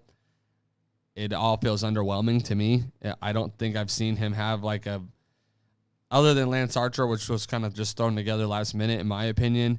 He's not had a challenger, in my opinion, that I believe was believable to beat him in the first place. So, yeah. Just about 100% agreed with everything. I mean, at some point, all these debuts and surprises and shock value moments are going to dry up. Now, that's not to say I'm not going to stop watching AEW, because I think at this point, like right at this very moment, I think you've got WWE as your sports entertainment and you've got AEW as professional wrestling. Right now, I think they're both slowly getting to where they'll kind of do like the Mega Powers handshake, if you will. Like, WWE is slowly trying to get to integrate professional wrestling into their sports entertainment, and AEW is slowly integrating sports entertainment into their professional wrestling, if that makes sense. So, to be determined, I guess. Let's leave it to the Minnesota guy to ask us this. Lumpy / Chris Poshek, I think. Are you guys disappointed Full Gear location got changed? Yes. Yeah. I think Tony Khan will make it right. I mean, he's usually good about, making the crowd happy. I think the Rampage show that Friday that's still in St. Louis, I think that's going to be good. B, I think that he'll probably bring a pay-per-view to St. Louis in 2022. I think whether it's, I don't think it'll be Double or Nothing, but it could be, I feel like Double or Nothing is going to be mostly Vegas. Like they'll probably just keep it there. With the theme, it would make sense. Or they might move it to like Atlantic City or something just with the theme, but could be Revolution, could be next year's Full Gear. Who All knows? Out. I mean, All Out. I almost see All Out being a strictly Chicago show, but I could be wrong. All In could be one as well. Who knows? Disappointed right now, yes, but I think we'll get our pay-per-view eventually. But the rumor is Royal Rumble might be in St. Louis in late January or potentially early February is a rumor that I'm seeing, that they might actually move it to early February and that St. Louis is the likely location. If that's the case, I'll be entering. We will be... Whether they like it or not. If Cole is not on the podcast the Wednesday after that, then you guys will understand why. It'll be because I'm arrested in jail because I jumped the guardrail. But I will eliminate somebody. What was your reaction to the trailer released by Netflix and WWE, Escape the Undertaker? We've talked about that a little already. I haven't seen the trailer yet, though. I haven't either. I am gonna watch it just because I'm a wrestling fan and it does intrigue me. But it kind of looks a little cheesy, so I'm not entirely sure how I feel about it yet. Jeffrey asks, will we see Trevor Murdoch in AEW with an NWA title since all this seemed very much against being on AEW? No. Yeah, I'm going to say no. I don't think... The only reason I would have said I could see Nick Aldis on AEW is because of the lengthy title reign that he had, and I thought it made sense to try to at least tease it with him and Kenny or some kind of a match in those regards, and NWA has had a pretty decent working relationship with them. But I don't think Trevor really fits any kind of dream match for anybody. So there's not really a reason to bring him over. Nick Aldis would have fit that mold. I'm not mad that Trevor's the champion, but I'm just saying I don't know if there's a dream match per se or a match that could even come of it. I wouldn't say I'm mad that he's champion. He just doesn't fit. Right. He fits in terms of history, but like... He's old school. I could see how he fits the NWA championship for NWA, but I don't think he fits any kind of a match or mold in AEW that would make sense to bring him over and tease anything or do anything with it. So I'll go ahead and answer this question because we've had a couple people ask. David and Steven asked, is Tully still going to be on the show? We're hoping so. I was literally texting back and forth with Tully on Monday, trying to get a feel for the situation. What's interesting is I actually found out that I found out that Dynamite was going to be in Kansas City before anyone else did. They didn't announce that till yesterday. Tully told me on Monday that they were going to be in Kansas City for Dynamite the Wednesday before. I'm just like, oh, cool, insider information. But he's going to keep me updated. Unfortunately, if he's not needed for Rampage, then he's probably going to fly straight from Kansas City to Minneapolis, and we'll just have to reschedule. I'm keeping my fingers crossed. If they need him for Rampage, he'll be here. We'll figure it out. At this point, though, we are going to essentially cease promoting the appearance just because that would be irresponsible of us. So we're hopeful, but we'll keep you guys updated. But we do have some other potential guests down the line, so still a lot to be excited about, whether it's in studio, whether it is via Skype, Zoom, whatever. Right. We do have some exciting stuff coming before the year is out, so stay tuned. Tell you what, thanks for the questions. We're going to transition a little bit. Promotional consideration paid for by the following. So, you guys that normally are here every week, hear this every week. If you are with us for the first time, I want to let you guys know that you can check out the Going Broadway podcast. We are live every Wednesday at 10 a.m. Eastern, 9 a.m. Central via our Facebook and Twitter pages, as well as our YouTube channel.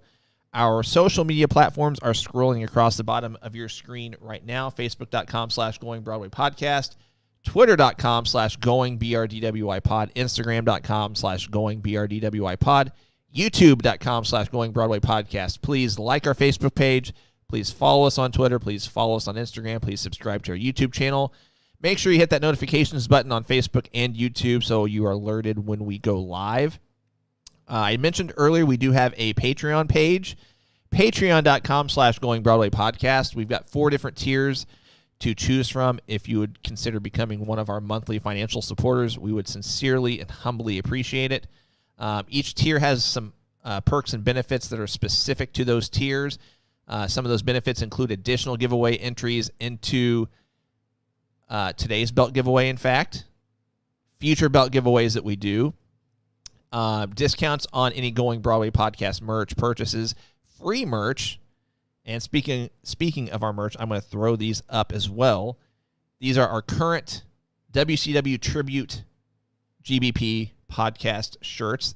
They're $25 shipped plus applicable taxes for a t-shirt, $50 shipped plus applicable taxes for a hoodie.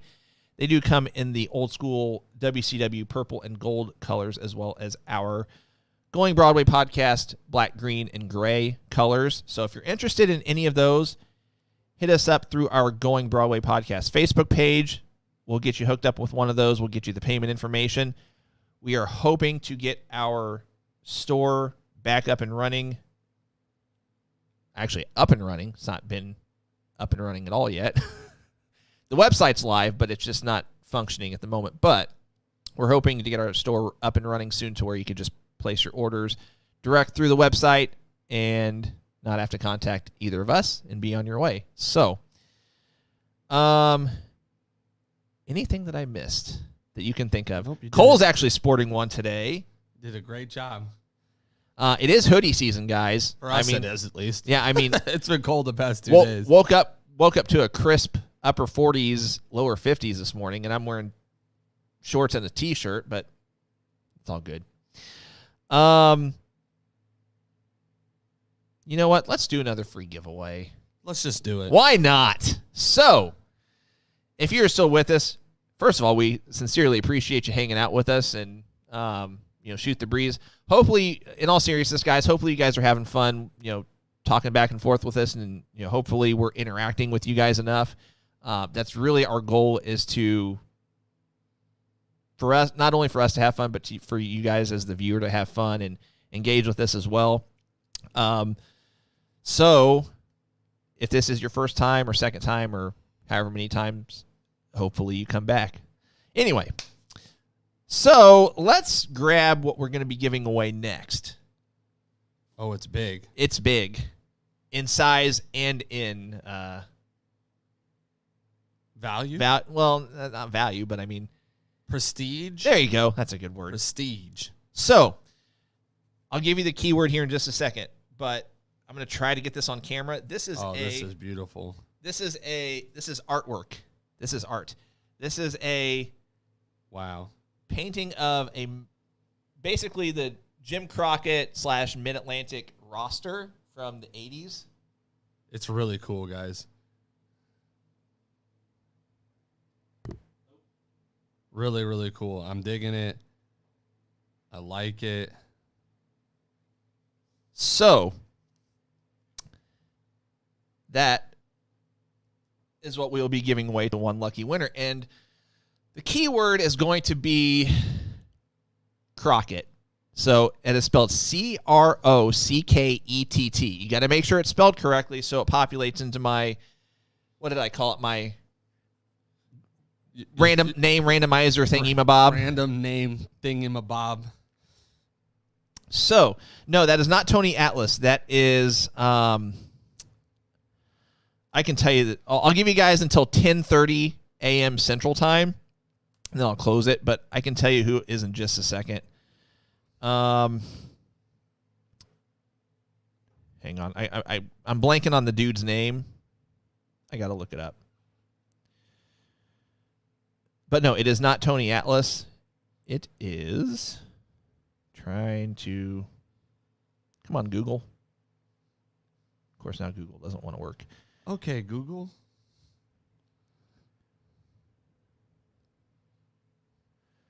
Do do do do do do.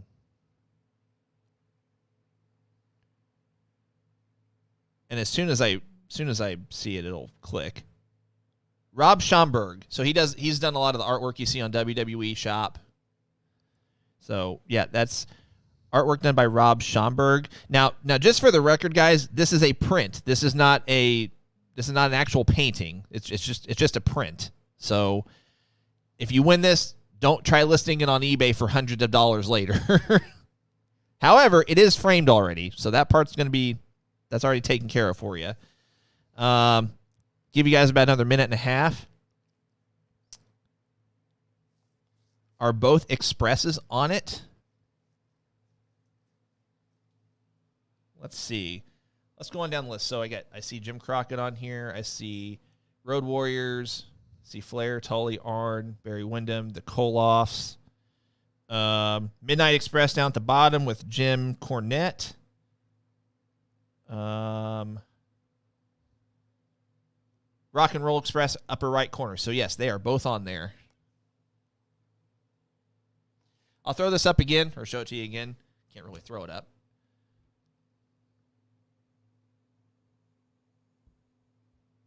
I can only show you guys so much because my mic thing, the boom stand is in the way, but I'm trying to give you guys a nice close-up, if you will.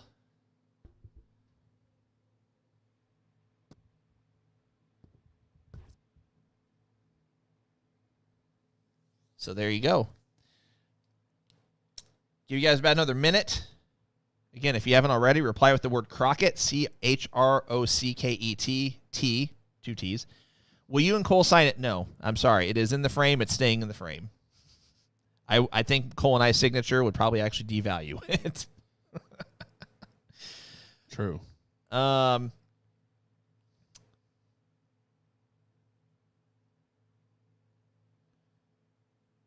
right, 10:30. I am closing it up. He says, looks like a 10 by 20. I can tell you the dimensions here in just a second. It is definitely big. It is not a small picture. Sign a Post-it note.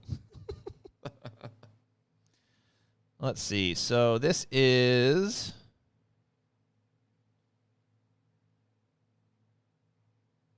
18 by 24. So the print's 18 by 24, so that means the frame would be, I don't know, make it 20 by 26. I don't really know if I'm being 100% honest. Did the artist sign it? No, like I said, guys, it's just a print. It's not an original artwork. There is a logo on the bottom right. So the logo is there, but it's not signed. It's his, like, printed logo or whatever. So, yeah. Regardless, it's free. So, like, it's either way, you're getting a really cool photo. It is very cool. You know, you guys are lucky I don't get to throw my name in the hat on these. Oh, yeah. Cole is not eligible to win. Because that's a really cool photo. So, again, I'm just eyeball checking that all the names have populated over.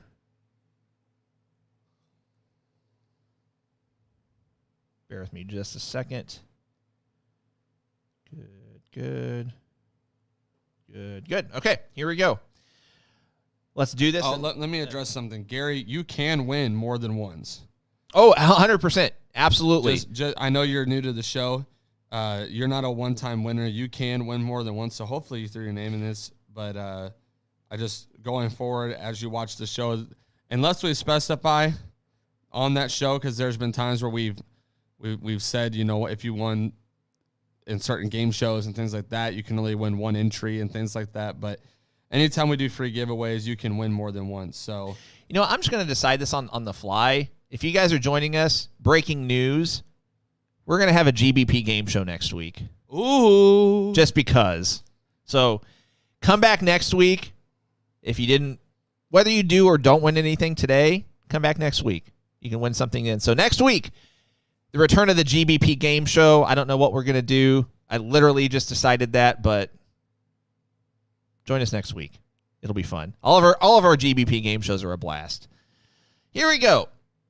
10 clicks, and I'll turn the computer towards you guys when I have the winner. So here we go. 1, 2, 3, 4, 5, 6, 7, 8, 9, and the winner of the Mid-Atlantic Championship Wrestling / Jim Crockett Promotions painted print by Rob Schomburg. I'd say give me a drum roll, but you're going to set off the soundboard, so don't give me a drum roll. There you go. Suspense building is, I guess this is a YouTube name, High King of Death. High King of Death. Congratulations. I don't know your real name. Yeah, so what you're going to have to do is you're going to have to give us your name and mailing address through our Going Broadway Podcast Facebook page to claim your photo. And, yeah, Gary, yeah, I sent my info on Messenger. Is that the way? Yeah. So, Gary, if you sent your name and address through our Going Broadway Podcast Facebook page, that is correct. The correct way to do it. But, again, the winner was High King of Death from YouTube. And so he or she has to reply within 24 hours. Okay, so he or she obviously sees that. So reply to us through our Going Broadway Podcast Facebook page with your mailing address. One thing I did forget to say, this applies to all of our giveaways. We only ship for free within the lower 48 states. If you live in Alaska, Hawaii, or otherwise internationally, you would be responsible for covering some of the shipping costs. So hopefully you guys live in the United States and we don't have to worry about that. But congratulations to you guys that were our winners for today. But stick around. We still got 3 belts to give away. We still got 3 belts to give away. We might give something else away. Who knows?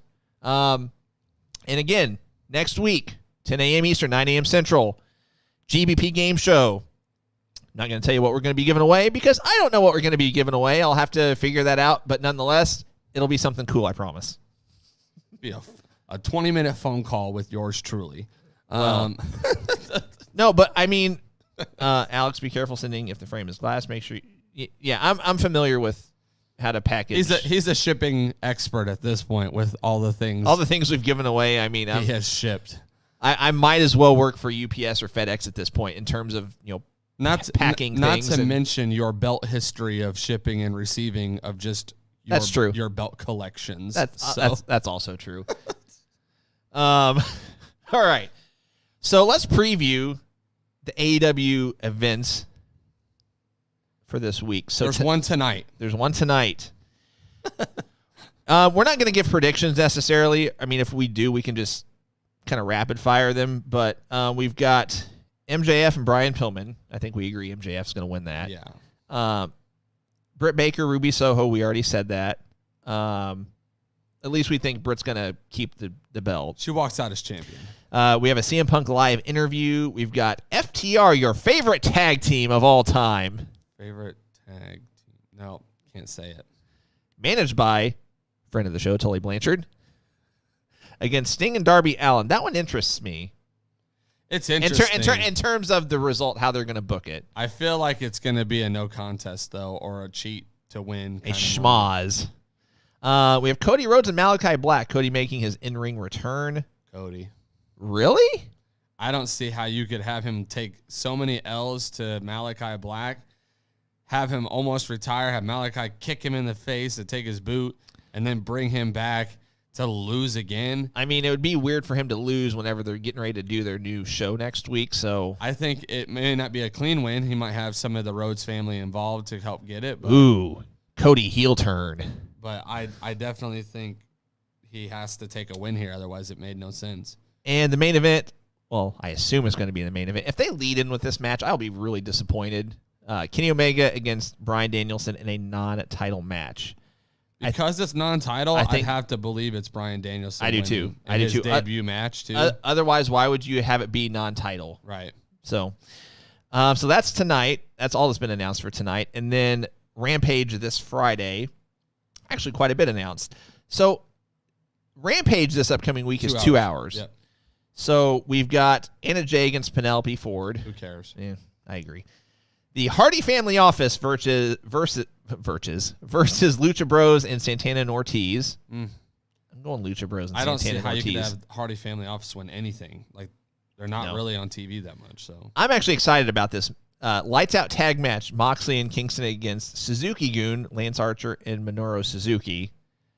I kind of think Archer and I do. You think they're going to win? I think they're going to win. I do too. I think it's going to be Archer and Suzuki.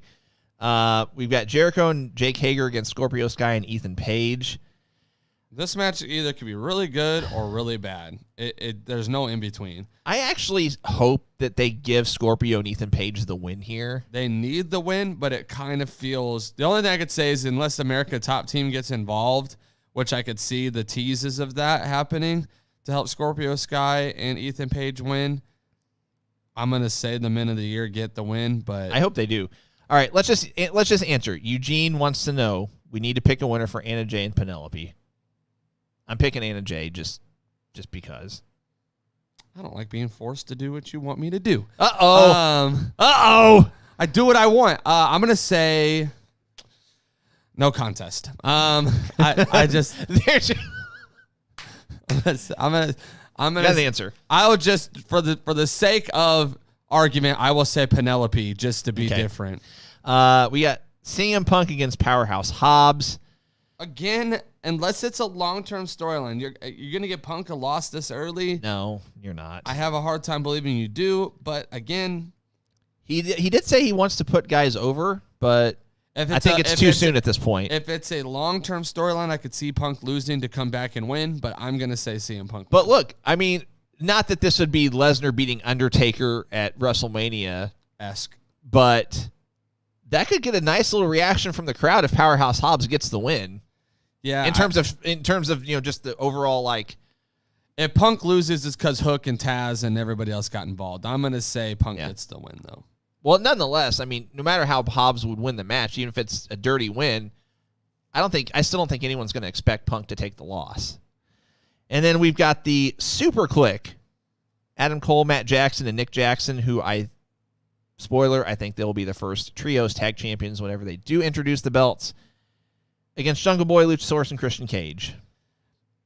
Because of what you just said and that I would be inclined to agree with it, I don't see how you could have them lose a match until that time comes. I think Super Click will get the win. Agreed. All right. So let's do some serious predicting now. We're doing predictions for real. You like the sound? It was an okay. It's not your best impression. This time it's for real. That was a little better. Yeah. It's like you needed to warm up for it. I needed to clear some of the phlegm out.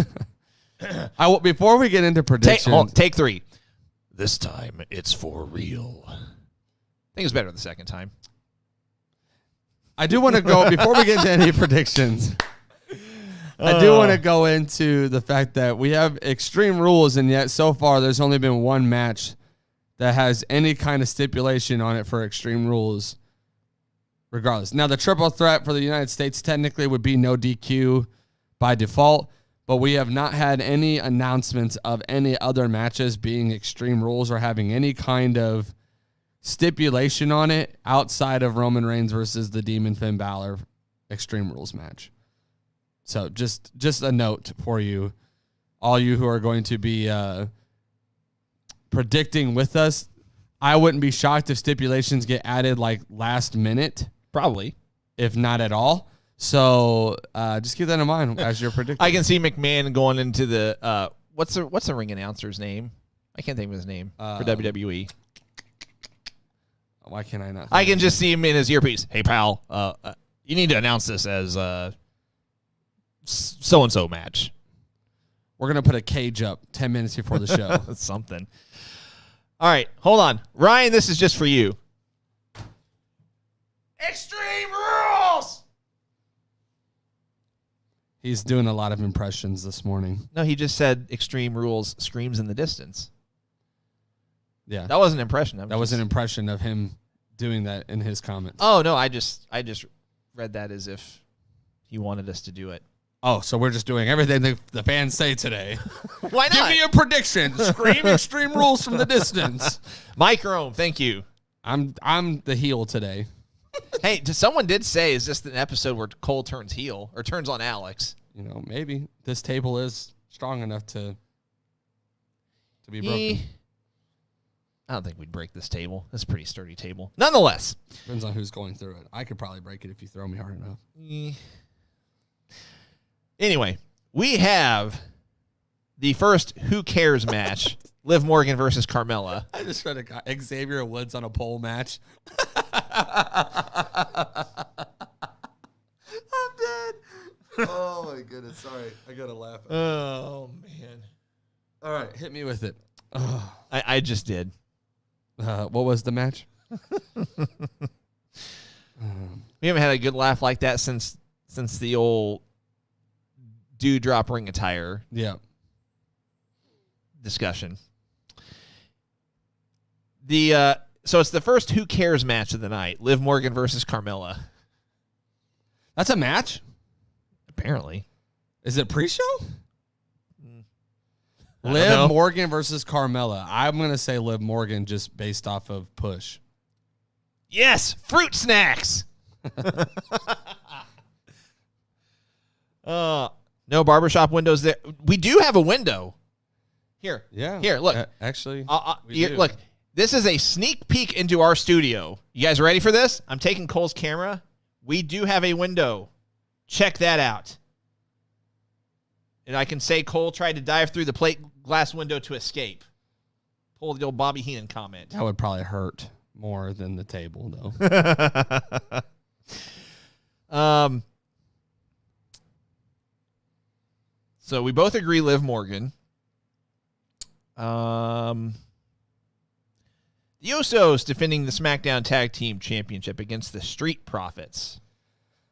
Do we think the Street Profits pick up the belts? So the only thing I could see, and I meant to mention this earlier, we talked about Survivor Series and the tease of Big E, the Bloodline versus New Day. I don't really want to see RK Bro drop the belts that quickly. So I had thought about what if the Usos were to drop the tag belts instead. Bro. Because that could be more believable as well. And we could get maybe the Usos and the New Day leading the elimination teams for Survivor Series. So we still might get Big E versus Roman Reigns 1-on-1. If not, they're leading their respective teams. So it'd be those three, and then they both add two people to their teams. Those are options, I think, that are out there. I'm more inclined to think that Survivor Series would have, title versus title matches. So I think I could see the Usos leading one team and the New Day leading a team, though, and building three other people with them to go against. Yep. So if there was going to be a team that beats the Usos for the belts, I could see it being the Street Profits. So that's where my internal struggle comes. Inevitably, we are booking this pay-per-view as a lead into Survivor Series. This definitely feels like a lead-up pay-per-view and not an end-all pay-per-view. I'm saying Usos walk out with the belts. I am going to say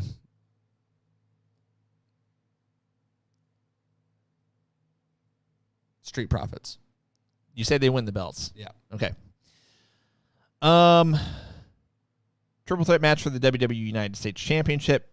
Damian Priest, Jeff Hardy, Sheamus.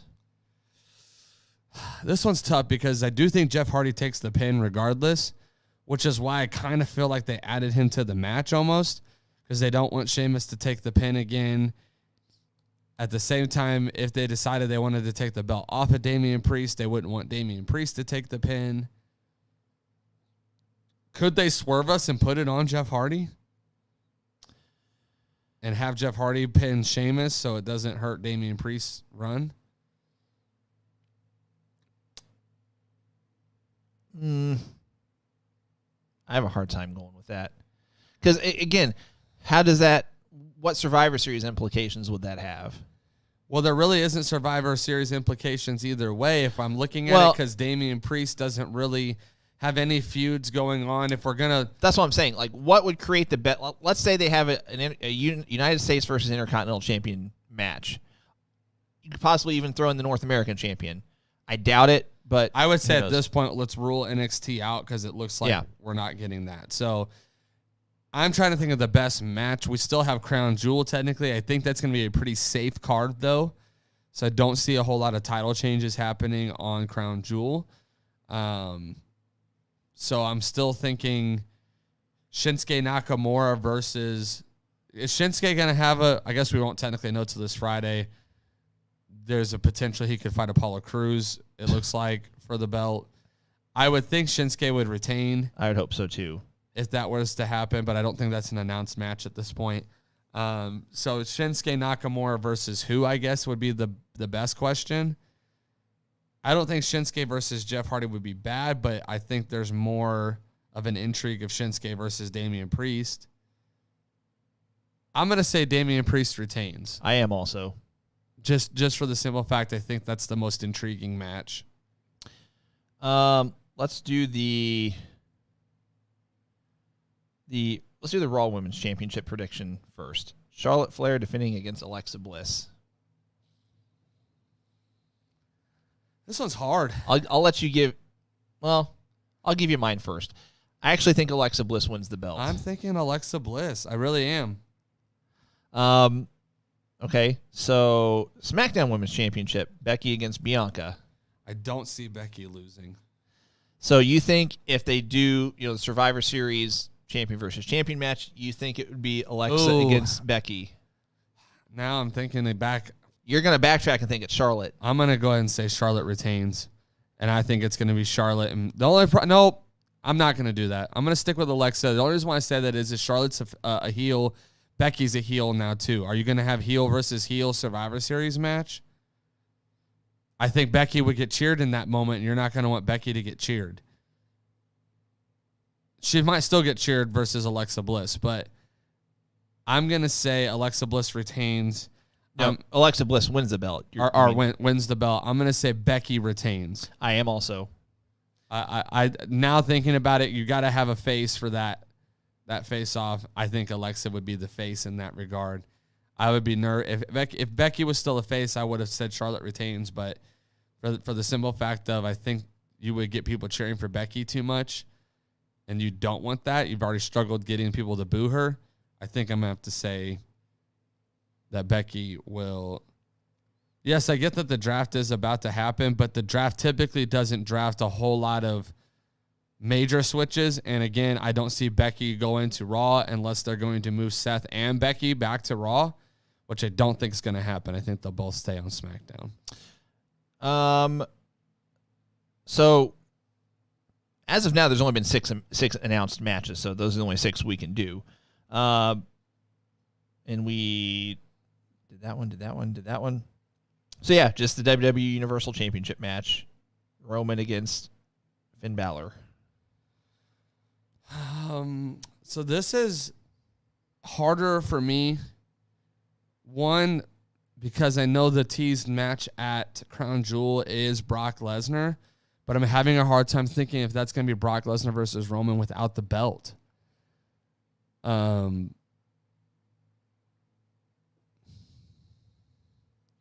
other problem I have is I don't like that they would use the Demon Finn Balor to take a loss. But I think they will.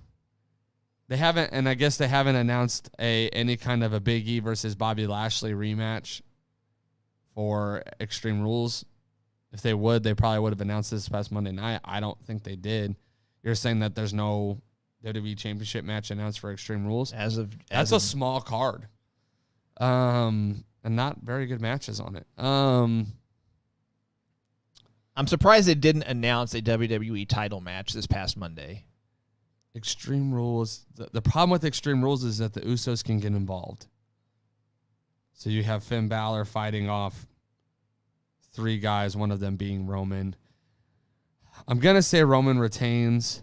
I hate that I'm saying that because, again, I don't like that they're using the Demon to take a loss. I would be more inclined to believe that would be the reason why they would give Finn the belt. The only thing I could think of is if they are going to bring Roman over to Raw and they don't want to switch champions from Raw to SmackDown, they would have him drop to bring him over to Raw to win the belt instantaneously on Raw. Listen, I mean, it would definitely be a shock value moment that I would be all for it. But, Right.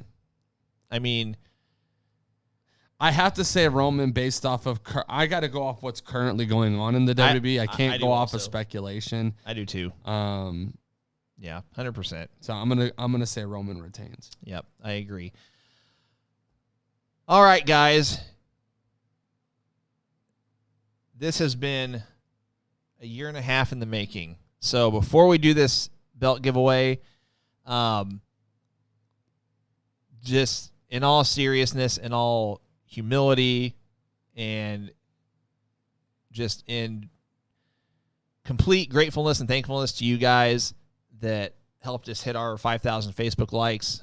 Just seriously, thank you. Whether you are able to watch us every week or not, whether this is your first time, even if you don't watch us again, you know, we get it. Our show, our podcast is not for everyone, and that's totally fine.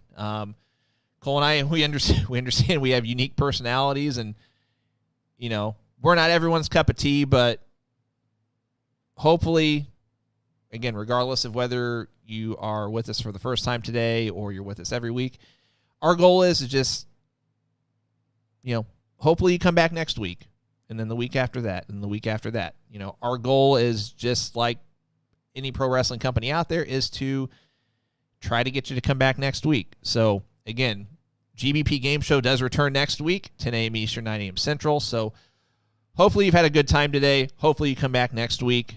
So, again, just thank you so much from me. Anything you want to say before we do the giveaway? Anything? Just to reiterate a thank you. Obviously, it means a lot that you guys would be as supportive as you guys are. You guys are probably one of the most supportive group of listeners, viewers that I've seen compared to other shows and other wrestling groups and whatnot. So just thank you so much for all that. I really do appreciate all of the work that some of you guys do behind the scenes of sharing and telling other people about our show and what we bring to the table. So thank you guys so much for doing that.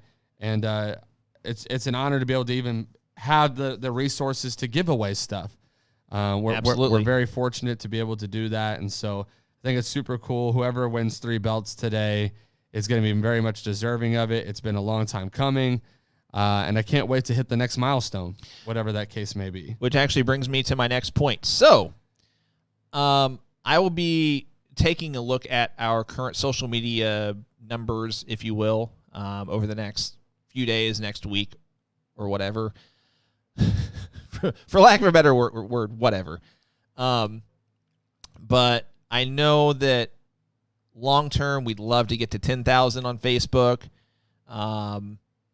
Twitter, we'd love to get to 2,000. YouTube, I think YouTube and Instagram, I think, are just shy of 1,000 at the moment. We'd love to get those to 2,000. So please continue to share our platforms with your friends, your followers, your subscribers, etc. Because these giveaways aren't going to stop. We're gonna continue to do the random giveaways during each of our podcasts, but we are going to continue to do these big giveaways once we hit certain milestones. So if you don't win today, please stick around. Please don't unlike us or unfollow us just because you didn't win, because we're going to continue to do these. And I think what I'm going to do, I don't know what else I'll put with it, but I think for our next milestone, what I'd like to do is have our next winner co-host a podcast with us. I think that'd be cool. Yeah. So I'm just throwing that out there. When I decide what our next milestone or milestones are going to be, we'll do a similar randomizer drawing. Part of the prize will be you get to co-host a podcast with Cole and I, a live podcast. You do have to have certain requirements. You have to have your own webcam or a laptop that will give us a live feed, so on and so forth. But that's not something we can provide. But logistics of that, we can work all that stuff out down the road. But anyway, just again, thank you so much, guys. We sincerely appreciate it. So how this particular giveaway is going to work, I'm going to do a randomizer. Same thing, 10 clicks, but it's including all the 5,000 Facebook likes on Facebook and all the followers on Twitter that we had at the time. Once we hit the 5,000, all of the followers we had on Instagram at the time once we hit 5,000, and all of our YouTube subscribers at the time once we hit 5,000. If you did all four, you've got 4 entries. If you're one of our patrons, you've got more entries. Just depending on what tier you're in, et cetera, et cetera. I worked meticulously yesterday to make sure that everything was populated, that everything is separated in terms of, what's a Facebook username, Twitter username, YouTube username, Instagram username, all that. So we're ready to go. So that all being said, what I'm going to do is do 10 clicks like I've always done. I will reach out to the winner personally through the platform that the name is drawn from. They have up to 24 hours to respond back. If they do not, we will do this drawing again next week. Same thing. If that person doesn't respond back, 2 weeks from today, we will have a third drawing, but it will only be for the people that are joining us live. But you also have to have been one of our prior to 5,000 or once we hit 5,000, et cetera, if that makes sense. So drawing today, I'll contact the winner. They have up to 24 hours to contact me. If they don't, do the drawing again next week. Same thing. They have up to 24 hours. If they don't, then 2 weeks from today, we'll do another drawing, but it'll just be for our live viewers. But you'd also have to be one of our 5,000. Does that make sense? Yeah. And Anna, just to answer your question, yes, as long as you have the information for him, because I can see that you guys would share the same last name, things like that. We'll make sure that it's 24 hours too, so it's not like he doesn't have so basically time, basically what I've done is I've basically taken a spreadsheet where I've kept track of all of the information in terms of associated picture with their profile, the exact date that they liked the page or followed the page. So we will not have any confusion in that regard, I promise. So during this, though, guys, here's what I'm going to ask. During this 10 clicks, it'd be super dope if everyone was clicking their heart buttons and stuff. Let's really make this an intense moment. So everyone just start clicking likes, hearts. Make the feed on Facebook look really good. Make it look good on YouTube. Light it up. Let's light it up real quick. I'm going to be right there with y'all. So let's light it up as he starts to do these 10 clicks. All right, here we go. 1, 2, 3, 4, 5, 6, 7, 8, 9, and our winner will be announced after this commercial break. Stop it. We don't have sponsors, so we don't have commercials. Oh man. Click number. Now, keep in mind, let the suspense continue to build. Just because I announced their name does not mean that they have immediately won. Unless, of course, they're joining us live right now. Anyway, but they have up to 24 hours to contact me. So just because if your name isn't announced, not all hope is lost. Number 10. I'm not going to announce the name because I don't want someone to be like, oh, kind of deal. So I'll read it as soon as I see it. The name is at Joey S. Carr. It's on Twitter. Our Twitter follower, Joey S. Carr. So I will reach out to at Joey S. Carr on Twitter and let him or her know that they've won. Once I've sent that message, so let's just say I send it 30 minutes from now, they have until 24 hours. They have until 11:30 a.m. Central Time tomorrow to respond back. And if they don't, we'll do this again next week.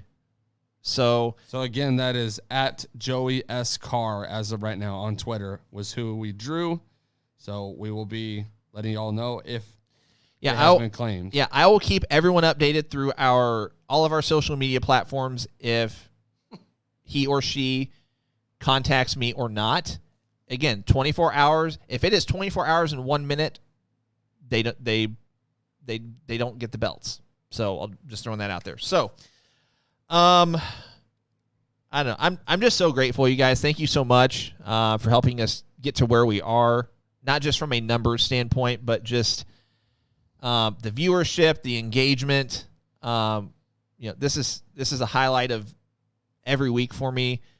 I wish I could stay on here for another hour or 2 hours, but unfortunately, it's about that time. Cole, any final thoughts? Guys, as always, thank you for watching the greatest wrestling podcast ever. We sincerely appreciate it. And we have so many cool things planned. You have no idea how much time and energy goes into thinking about all the cool things that we could do and that we will do. So stick around, be a part of the show, stay as connected as you can because we're always trying to be creative, inventive, trying to do new things, trying to do different things, and trying to make this as fun as it can be for you guys. So thank you so much. Don't forget to go get that Going Broadway podcast merch. Hoodie season is here or will be here shortly, depending on where you live. So make sure that you're ordering these. These are made to order. They do take about 6 weeks at least.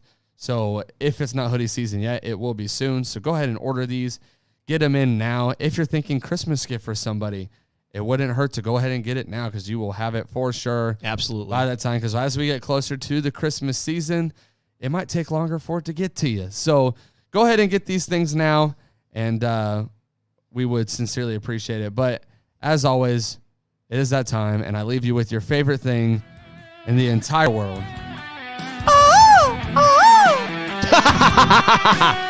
Thanks so much, guys, for everything. We'll see you next week.